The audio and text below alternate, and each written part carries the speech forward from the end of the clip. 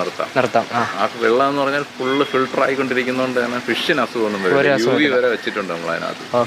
ഒരു ആൽഗെ വളരെയോ ഒന്നുമില്ല, പച്ച കളറാവോ ഒന്നുമില്ല, ഒരു പ്രശ്നം വരില്ല. നമ്മൾ എപ്പോഴും ഫിഷ് നല്ല സ്ട്രോങ് ആയിരിക്കും, ഹെൽത്തി ആയിരിക്കും. നല്ല സ്ട്രോങ് ഹെൽത്തി ആയിരിക്കും. പറയുന്ന ദിവസം അതിന് വളർച്ചയുണ്ട്.